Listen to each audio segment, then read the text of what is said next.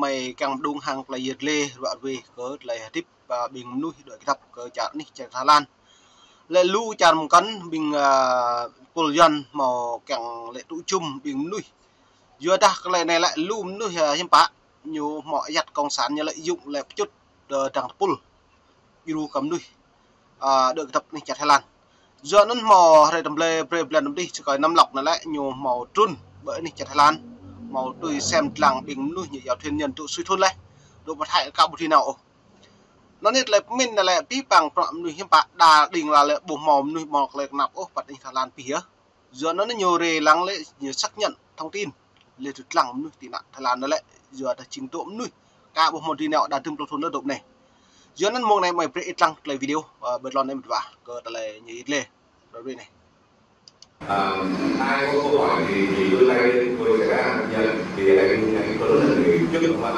Dạ bây giờ cho mọi người đi tại vì cháu nó cũng hơi nhiều ạ. Vâng, thì người đã có một câu trước này. Dạ cũng là một câu trước sau thì trước khi nói thì cho phép tôi được anh đứng anh là ai? Tôi là Sơn Danh. Dạ. Là kế đi 10812 chạy khi đi qua nhà. Anh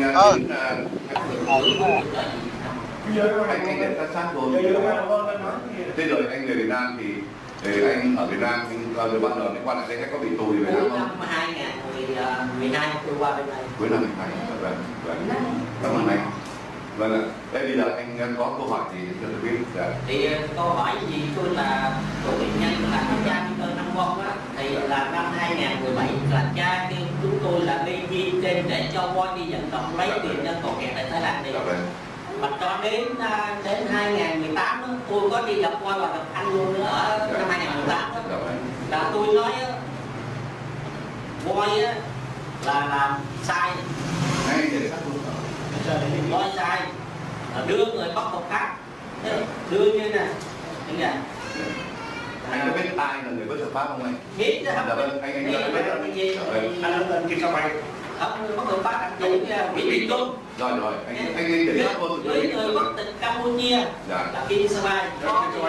Với thằng Lũng Lo là nơi giờ thằng Lũng Lo. Thằng Lũng Lo là nó có công ty từ Thái Lan qua Việt Nam qua Thái Lan. Tôi mới gặp 2 tháng trước đó. Dạ, vâng, được rồi. Ở Pattaya nè. Rồi. Mà lại nó được đi. Dạ. Chúng tôi không có tiền lại không được đi. Dạ. Lý do gì? Dạ vâng. Lý do thì nhân nó không có tiền, không có tiền sao mà được đi, người có tiền mới được đi. Dạ vâng. Ok. Là sao mà tôi nói anh cũng không có chịu lên án voi, lên án voi. Thì anh có nói năm 2018 đó, nếu voi làm sai thì anh là người đầu tiên bằng chi tố voi. Dạ.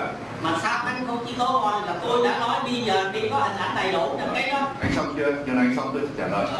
Thì anh xong chưa? Vâng. Bây giờ tôi biết rồi. Dạ vâng. Tôi chưa này. Tôi xin trả lời câu hỏi của anh. Năm 2018 tôi sang đây tôi giải thích cho đồng bào về, tôi đi cùng cái chuyến đi với đồng bào về tất cả mọi chuyện 108 tôi đã đi rồi. Okay.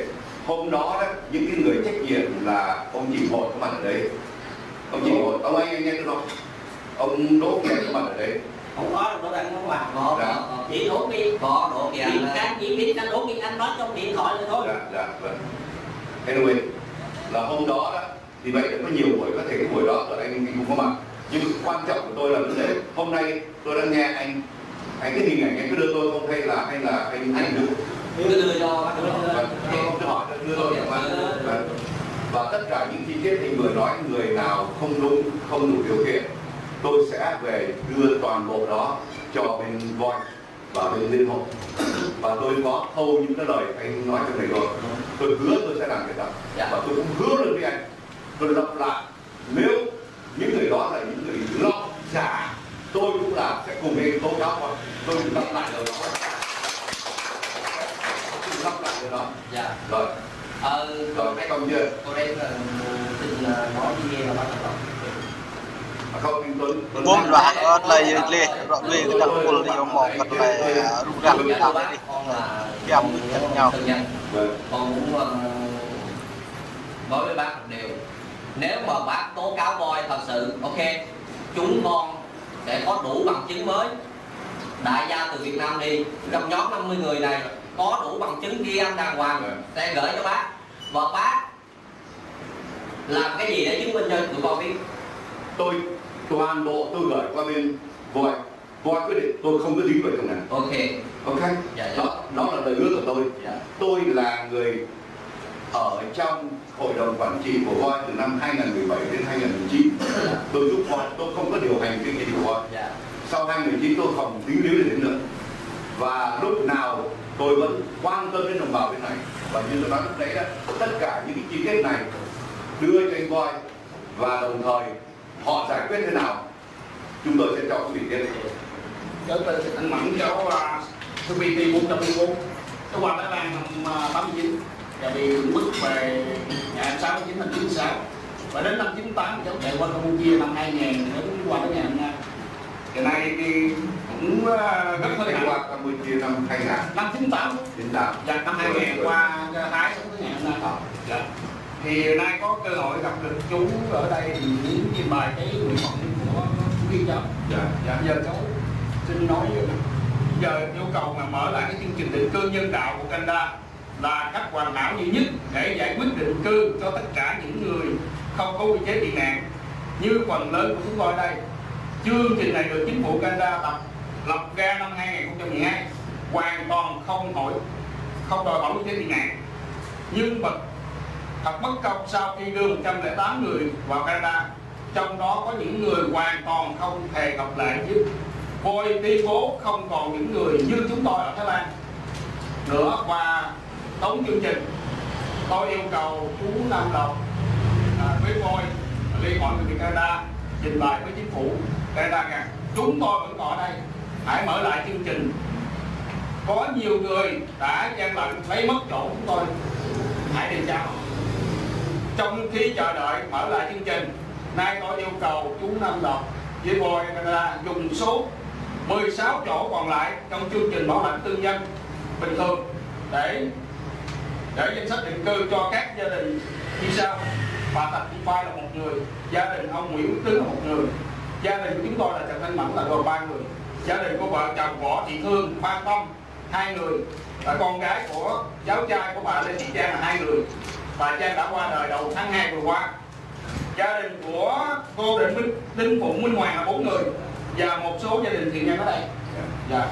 Thì anh có cho được cái này về được không? Dạ được chút.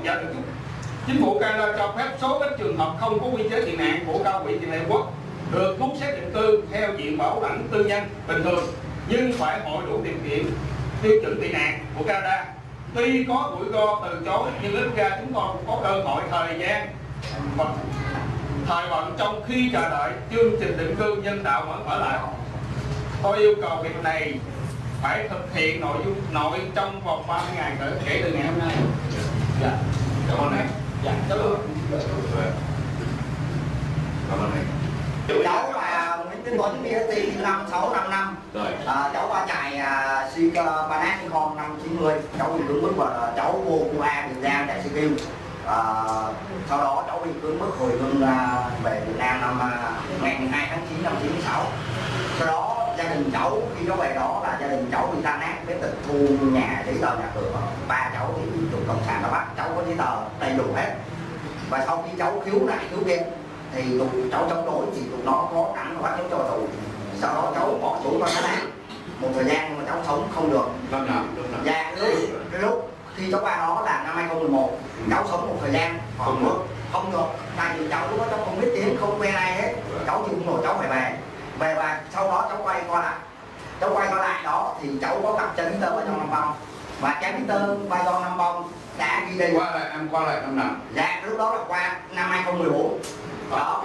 Rồi xong bắt đầu đó thì cái thời điểm đó là tất cả mọi người anh chị em cư dân ở đây đã được Voi kêu lên để khai tên như là tiền form hết, và cô luật sư Anna đã hẹn cháu đặt một quán cà phê ở Bangkok, cháu không nhớ tên, và cái người tiếp cháu đó là anh cái gì Seku cái gì Cung đó, Liên Kiều Úc, anh tự giới thiệu. Em nhìn cái máy sao coi nghe được. Anh tự giới thiệu, anh anh giới thiệu là anh là Secu cái gì đó, là anh khai thêm rồi anh mới kêu cháu đưa hết giấy tờ đi lính rồi giấy nhà tờ tù nhà, chính anh rồi đi kinh tế mới, rồi anh nói ô cái trường hợp của em bi đát quá, rồi anh mới nói là cháu đi ra đứng ở giữa cái chân cầu vượt đó, là anh chụp hình rồi anh lăn tay, rồi anh sẽ bảo là anh sẽ chuyển lại cho anh Trình Hột và cô luật sư Anna. Thì sau đó là cháu đi về, thì đâu khoảng mấy tháng sau thì anh Trình Hột có bay qua Canada, nhưng mà cái clip ấy thì cháu lại quên lưu lại rồi. Thì chính chị Thanh Tâm làm trong đài SBTN đã hỏi anh Trình Hột, là anh Trình Hột với cháu luôn chứ không phải cháu nghe lại, mà tất cả những người thì nên ở đây nói các em yên tâm yên trí. Giờ đó mình vả cất lại nàyเราbị mong lại một nít mong em đùng đang hàng lại lê rõ rồi cất lại bình doan lại nhở mò tụ chùm cặp từ nhau bột lại tầm tự tầm đợt ô cất lại cái hàng pia nè ní chặt ngào giờ tụ ní chặt hại sụt thôn lại giờ nó đã bổ lùm ta mình vả yang từ buồn sáng cất lại tiếp bình cái nục na doan Hà Nội đi vật cái nục na bình doan pol tụ chùm này cất cãi mà chùm nuôi buồn sang ta phủ bỏ mẫu đằng từ nhau đấy chứ giờ nó thật lạ một vả nó nè ta buồn sang ta po lệ nạp tạp này con nòng ta lệ cả cậu ý liên quốc đi lệ bao lành tới nhận bộ môn nuôi con nòng bẹ được nó để gan níu cầm chữ hàng lại lệ pi bằng phật bị phô lệ cắt lại nhầm phật cha và hiểu cắt nhau phật này bây giờ phật này ô suy thôn lệ thằng nhau trúc cái này lại như cha pi bằng phật tự nhiên thâu cắt lại nhiều bụng nhẹ thằng tự nhiên bên này yang đây buồn sang khắp những ý khắp lăng